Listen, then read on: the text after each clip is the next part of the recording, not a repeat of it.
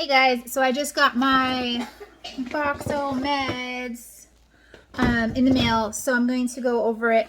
I'm just starting my journey again for another transfer that'll happen on October 14th. Woo woo! So yeah, we'll go over the meds. Here we go. This is probably the Lupron or something like this. This needs to be refrigerated. Got all of the needles for the estradiol. More syringes.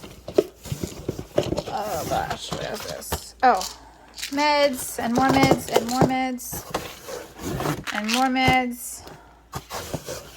And what is this? Oh, and sharp container with all the little alcohol swabs. So this we're gonna open. I'm gonna open this and I'll put it in the refrigerator. And then once I start my injections, I have to get it out of the refrigerator each